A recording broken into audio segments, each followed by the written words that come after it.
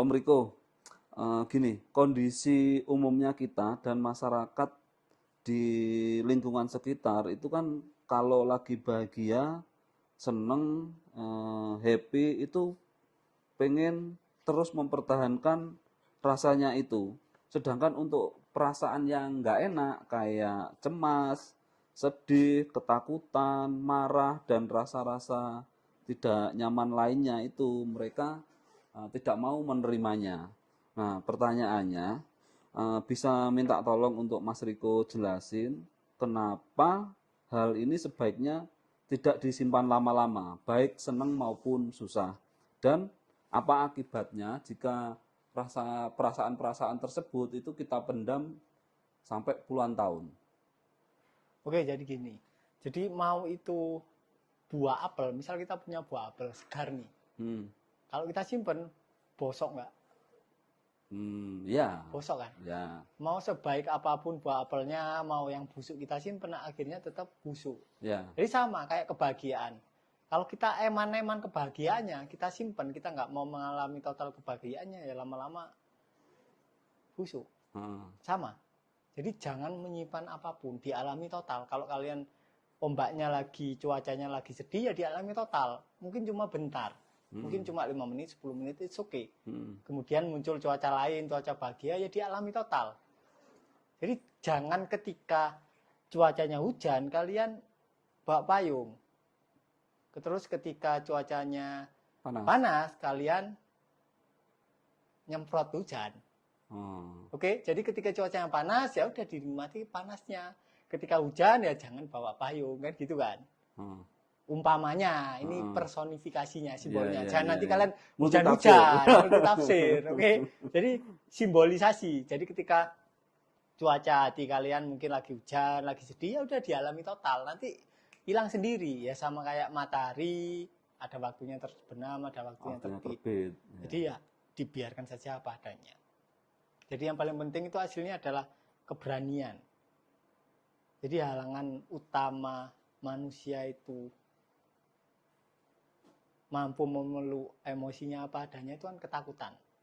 Jadi gimana caranya dia menjadi berani. Jadi itu yang penting. Nah, praktek untuk menjadi berani terhadap emosi negatif, ya kita harus menghilangkan konsep positif negatif. Ya kan? Kalau masih ada positif negatif, ya pasti muncul ketakutan.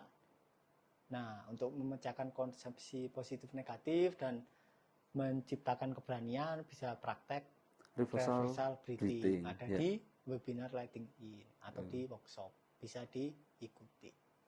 Kemudian ini Om, itu tadi kan buat teman-teman yang masih terjebak pada ini ya, konsepsi positif negatif, senang susah. Tapi ada beberapa teman juga kalau saya melihat itu dia datar-datar aja perasaannya. Plain. Plain. Itu kayak gimana? Nah, dan nuansa yang datar itu kebanyakan hanya dialami oleh kaum pria. Wanita nggak ada yang perasaannya datar, nggak ada. Ya kan? Dia kalau nangis, kalau marah ya dia marah. Entah dia melenyap, entah dia menekan atau mengekspresikan, tapi ada naik turunnya. Tapi kalau cowok itu dia bisa datar. Karena dari kecil itu diajarkan untuk tegar. Cowok itu ada ajaran, dogma, kalau dia itu tidak boleh menghadapi emosinya. Ya kan? Dia nggak boleh nangis. Sok kuat gitu. Harus sok kuat. Tapi itu adalah kondisi yang lebih berbahaya daripada kondisi yang dialami oleh wanita. Contohnya gini lah. Ada cewek cowok nih makan. Sampein video yang kelihatan sedih siapa? Yang kelihatan kasihan waktu makan siapa? Ceweknya atau cowoknya? Cowok kan? Cobalah sampein lihat lah. Teman-teman sampein yang cowok lah. Kalau makan itu pasti kasihan.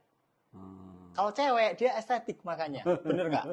Cobalah sampein nonton video orang makan lah, cowok lah. Itu langsung pantas kalau dikasih musik sedih. Kayak musik-musik mungkin Peter Pan atau Dewa 19 yang sedih, Risalati itu cocok. Tapi kalau cewek nggak cocok. Tapi kalau cowok itu kayak kasihan gitu loh, lihat dia makan kok kayak banyak pikiran, kayak dia memakai banyak topeng. Tapi kalau cewek beda. Kok bisa seperti itu ya? Ya karena dia hidupnya kasihan. Sumpah aslinya penderitaan cowok itu lebih tinggi karena dia banyak beban, terus selain beban dari keluarga juga beban dari masyarakat, kan harus gini harus survive, harus menghidupi, nah harus gini, nah itu kan dogma kan, nah itu terbebani di situ, mikir tagihan, mikir listrik, air, nah otomatis dia memasang topeng-topeng plan. Kasihan sekali ya. Kasihan sekali. Jadi selain dia itu sudah aslinya dia itu stres, tapi dia nggak boleh menunjukkan kesetresan dia yang aslinya ke masyarakat. Soalnya nanti dia cewek kamu cengeng banget. Nah itu kayak gitu. Tapi kalau cewek it's okay, iya kan? Kalau cewek lemah kan it's okay. Tapi kalau cowok menunjukkan kesetresannya itu pasti DCC lah. Tabu banget gitu ya. DCC. Nah ketika dia makan kelihatan lah wajah aslinya. Ya kan? Coba lah, sama lihat lah. Ya betul. Kelihatan, kasihan banget gitu lah. Kalau makan kayak orang nggak pernah makan gitu, kayak mikirnya kayak wah sangat-sangat banyak pikiran gitu lah. Nah itu perlu disadari. Atau yang gampangnya gini lah. Dalam hubungan seks itu yang paling banyak terbebani siapa? Cowok lah.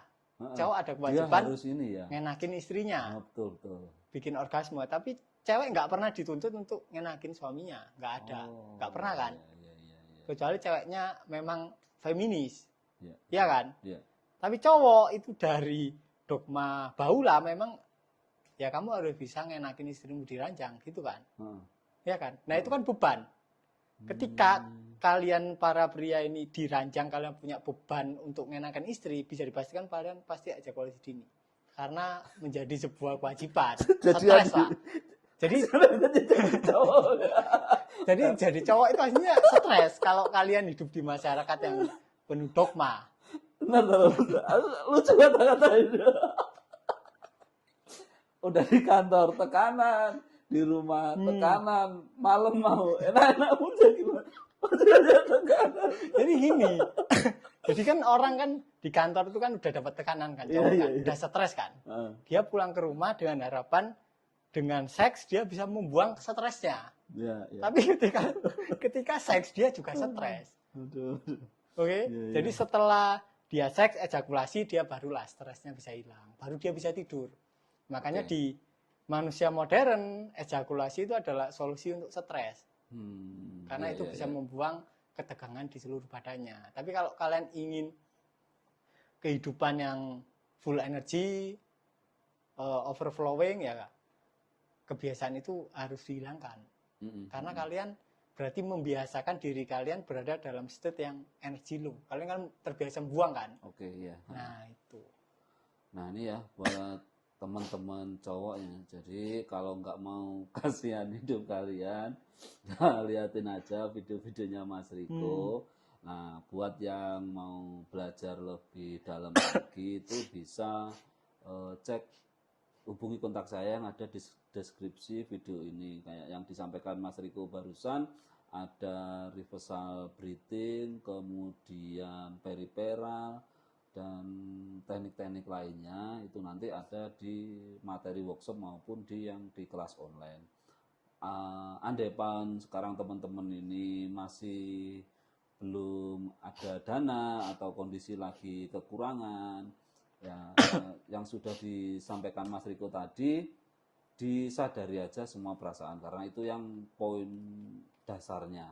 Teman-teman kalau sudah bisa menyadari semua perasaan dan emosinya, nanti dari min kata Mas Riko jadi plus ya.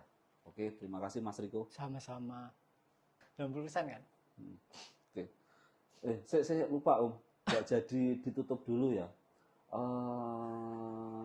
Karena ini ya cowok kasihan ini ternyata baru kali ini aku kenal Mas Riko terus jadi apa? Jadi ngakak ini. Pantesan ini ya rata-rata ini kan pernah aku tanyakan ke Mas Riko ya, tapi dalam sesi offline, kenapa ya Om rata-rata kok yang ikut privat, yang ikut workshop itu hampir sebagian besar itu cewek atau ibu-ibu. Bahkan yang privat itu 90% ini wanita. Cewek kan? Cewek. Ya karena ini cowok itu ada kebutuhan untuk terlihat kuat.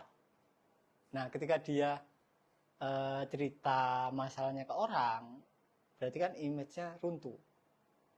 Padahal perlu. Jadi kalian para cowok, kalian cerita atau kalian privat ke orang lain, itu sangat perlu untuk meruntuhkan topeng sok tegar kalian. Tapi kalau cewek, ya kan memang dia, ya it's okay, aku cerita ke orang, aku dipandang lemah, it's okay, ya karena ya biasa aja. Ya kan? Iya. Kan pandangan orang nggak begitu berpengaruh kan bagi dia. Tapi kalau untuk cowok, pandangan orang itu sangat berpengaruh. Kenapa? Kenapa kok cowok itu sangat butuh validasi dari orang lain? Karena ketika kecil dia tidak mendapatkan cukup pengakuan dari bapaknya. Sampean lah, waktu kecil kan sampean pin diakui bapaknya. Ya kan? Oh, aku ini memang, oh aku udah gede, aku udah dewasa, aku cowok. Tapi sampean pernah dapat pengakuan itu enggak dari bapaknya? Pasti sampean tetap dianggap anak kecil. Bahkan sampai sekarang, ya kan? Oh, anu sih. Ya, aku sendiri kayaknya itu. Aku nganggep anakku masih kecil. Sedangkan dia, loh aku gede, wah. Itu pernah terjadi percakapan kayak gitu. Nah, itu penting. Jadi, ketika orang sudah di atas umur 17 dan dia tinggal dengan orang tuanya, dia akan terus-menerus identitasnya itu kayak naik turun, dewasa kecil karena orang tuanya terus menganggap dia anak kecil. Otomatis dia nggak bisa bertumbuh. Makanya kalau di luar negeri 17 ke atas lebih baik tinggal sendiri. Jadi tidak terpengaruh oleh asumsi orang tuanya. Karena sampai kapanpun mau sampai umur 50, kalau sama di rumah orang tua sama dianggap anak kecil Mas ya. Oh, iya kan? Jadi ketika sudah menginjak dewasa itu lebih baik disarankan untuk tinggal sendiri. Tinggal sendiri. Jadi sangat-sangat disarankan karena orang tua terkadang ada asumsi, oh ini anakku, oh masih kecil. Padahal dia udah gede, 17 tahun. Bahkan bisa jadi sudah berumah tangga juga. Sudah berumah tangga tapi juga. Masih tinggal sama orang tua. Nah, itu. Jadi lebih baik kalau udah 17 tahun lebih baik tinggal sendiri. Di situ kalian akan bertumbuhlah identitas yang memang itu adalah identitas kalian aslinya. Ya. Kalau ini beberapa orang tua tuh kadang ada yang kalau di Jawa itu ngeboti anaknya untuk mandiri, nggak mau ditinggal gitu loh. Gimana kalau seperti itu? Nah, kalau nggak mau tinggal kan orang tuanya kan berarti ada ketakutan sendirian kan? Iya. Nah, ya disadari. Ya. Responnya apa? Ketika sampean nggak dibolehin tinggal sendiri, terus sampean kesel, nah keselnya disadari. Berarti diri kita sendiri ketika respon orang tua seperti itu ya? Responnya apa dan reaksi kalian perasaannya apa itu disadari. Nanti pelan-pelan pasti tiba-tiba ada aja jalannya kalian keluar. Iya. Kalian baru bisa mandiri kalau hidup sendiri. Iya kan? Iya Om. Iya. Oke siap. Thank you Om. Jadi sudah ditutup molor ini teman-teman. Ya beginilah.